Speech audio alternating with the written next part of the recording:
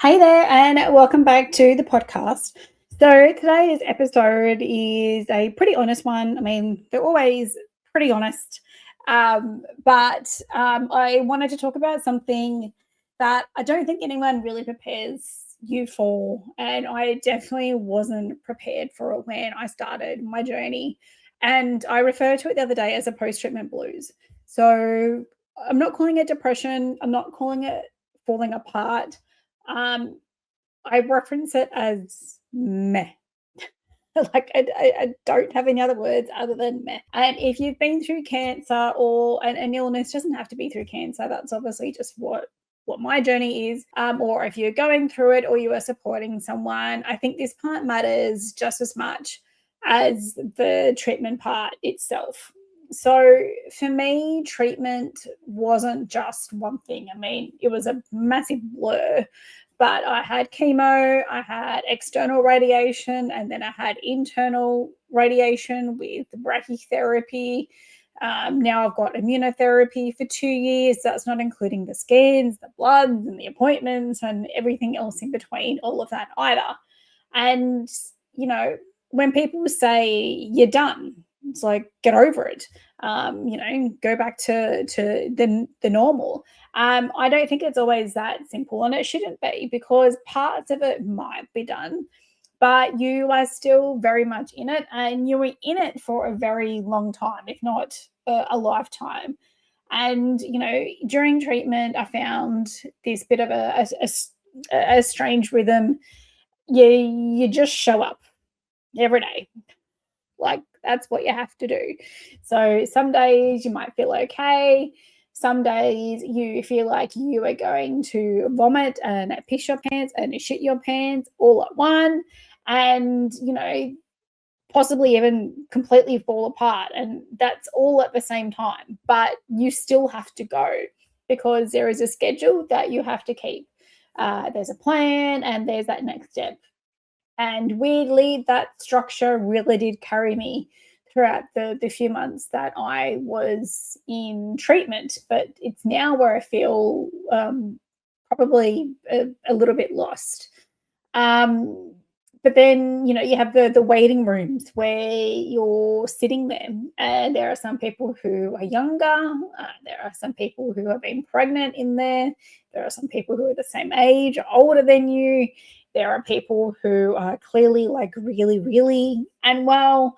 And there are people who look really unwell. Some people are physically ill in the waiting rooms while you're getting treatment. There's no one smiling. There's no one making small talk. There's no one saying hello. It's just like everyone is holding it together in their own world. And you can really feel that when you walk into the room. And then for me, obviously, I got through the bulk of my treatment.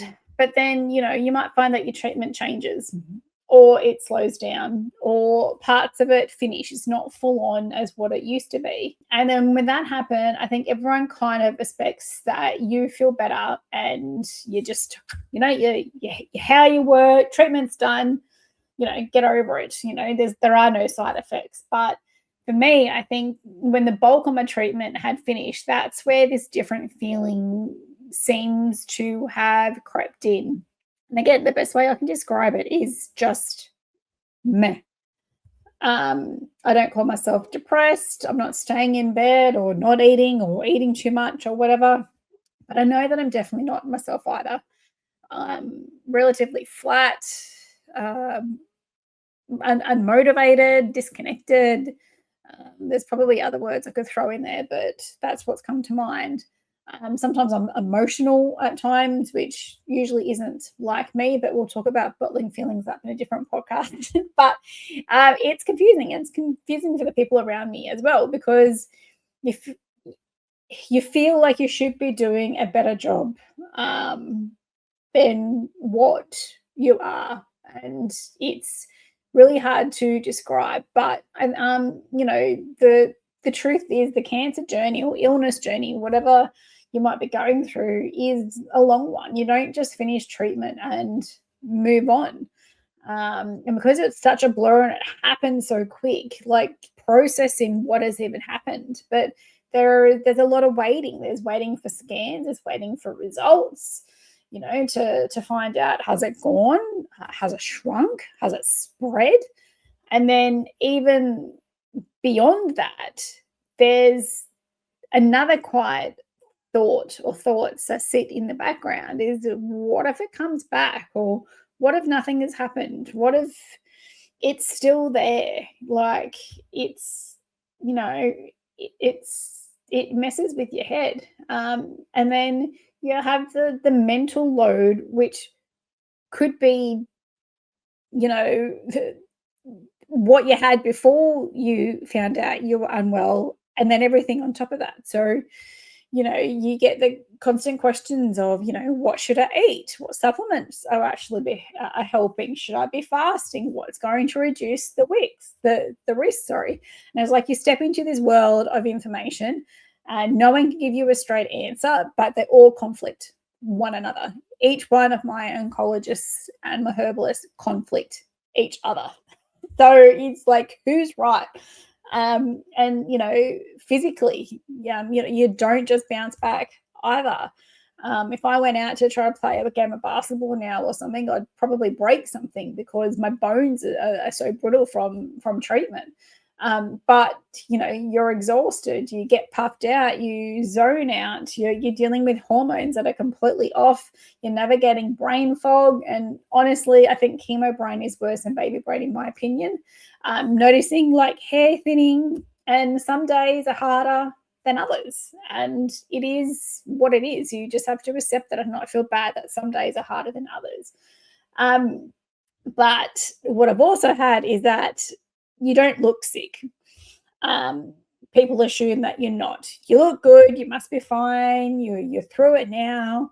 And it's like, just because I don't look sick, it was never my goal to look sick. I shared my journey because I really want to stop cervical cancer and other cancers happening. That's what I feel my purpose was for this. But just because you you don't look sick doesn't mean you're not going through any of it. And to not look sick can just be as hard as trying to look sick. It's not like you're trying to look sick. Some days you just are sick. But sometimes there are things that are just harder to explain. Like, I don't feel like I'm the same person I was before this either. And I don't know if that's a good thing or a bad thing. It's just the thing at the moment. And what used to feel normal doesn't feel normal anymore. And honestly, as I spoke with my other podcast, I don't know whether I want it to be back to whatever that normal was, because I don't think I was truly happy and healthy in that normal either. So why should I have to go back to that? But there is something that's become really clear through all of this, and it's who my people are.